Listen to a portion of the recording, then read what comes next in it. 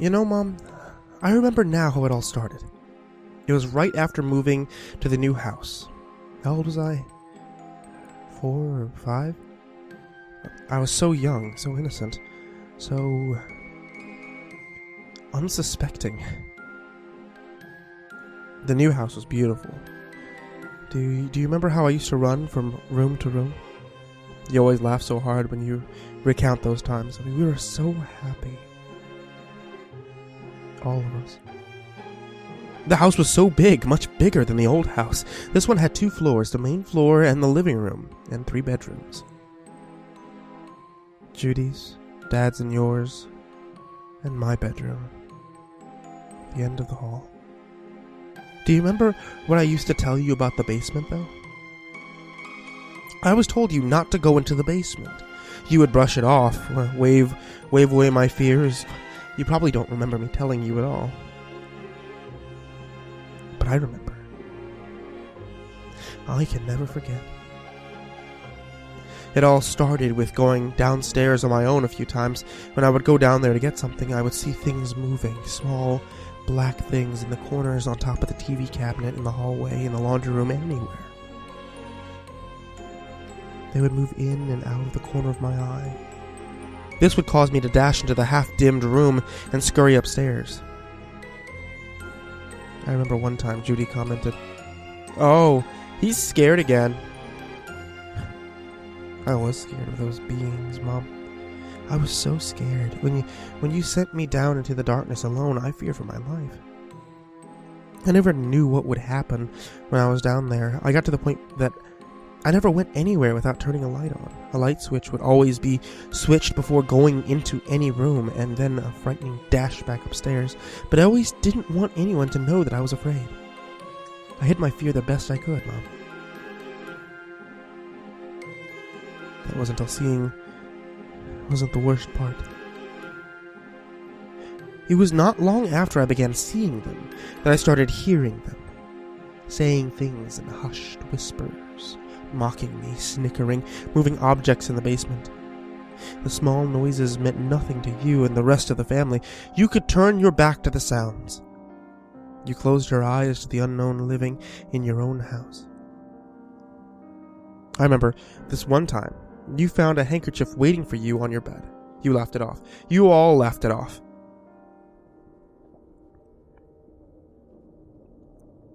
The handkerchief didn't belong to any of us, and it was just waiting there for you, almost like a warning.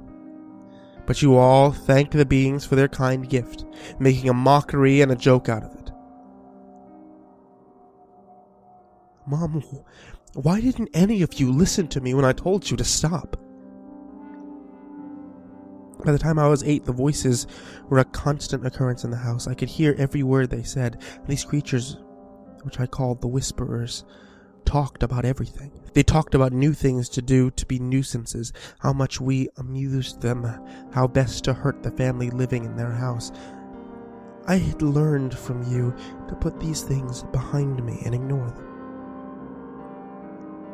But that became harder and harder. I remember one night, laying in my bed, I heard the door creep open. I hadn't been able to sleep well, so small noises jerked me up in the middle of the night quite often, but the Whisperers never moved objects so carelessly. They knew I was awake, and they knew the best way to frighten me.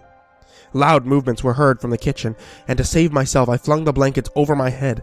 I wanted to cry for you like a toddler, Mom, but I didn't want to put you in harm.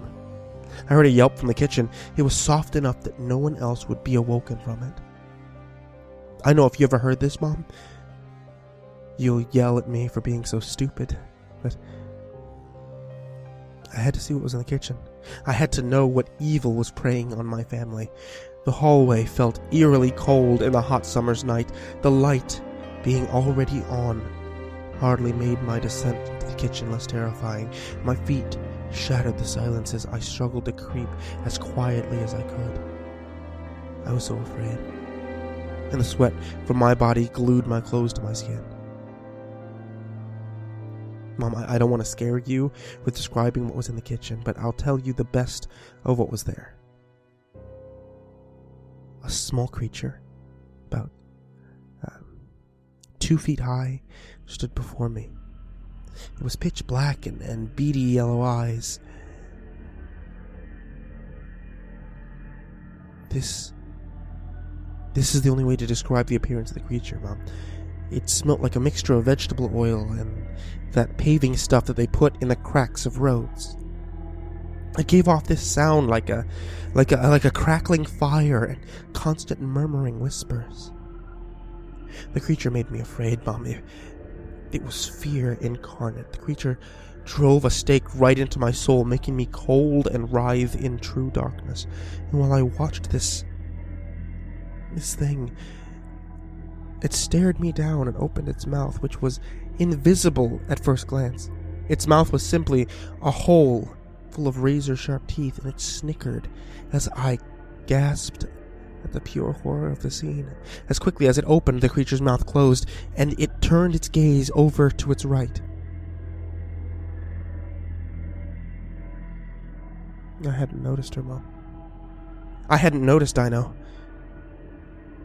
Dino, our pet hound, lay directly in the center of the kitchen underneath the countertop. A large butcher knife was nestled gently between 2 of her ribs. Dino whined one last time as she took her last breath and died a painful death. I didn't know what to do then, Mom. I had no control of my body at the time. I cried. No, I screamed. While tears fell from my eyes, I didn't know what else to do, Mom. I couldn't help it, and that's when I heard them. Down the hall again, Judy's door and your door were open. Oh my God, Mom, I'm so frightened. Without thinking about it, I ran into Judy's room. Judy was dead, Mom. Judy was dead. I found her mutilated, but I know you wouldn't want details about how your daughter was killed. Let's just agree that she... Let's just agree that she didn't stand a chance. I had no time to grieve. I had to check on Dad, and strangely, the light to your room was on, so I didn't need to go too far inside to see Dad lying on the ground in a distraught, disturbing way. Two butter knives were lodged into his neck. I don't know how that was done. You were not in the room. You weren't there. Why weren't you in the room? Did you hear it coming? The footsteps? Did you honestly think the running to the basement would be the best answer? I knew immediately, Mom. I knew you were down there trying to escape the evil that was upstairs. I ran down the stairs hoping to beat the whisperers to you. I found you in the family room, Mom. The light was off. I found you in front of the TV. You had gashes in your head and your legs, and you were losing so much blood. When you saw me, you screamed. You screamed so loudly. I didn't understand. But then I saw them. The whisperers had beat me to you, and they were chanting, "Kill her, kill her, we must kill her, we must kill her, kill her, kill her." They were chanting at me, Mom. They were telling me to kill you. They were telling me that you had to die. That's when I looked at my hands. They were covered in blood, Mom. Blood was running down my arms. I was holding a knife from the kitchen. When I looked back up, the whisperers were gone. And it was just you and me.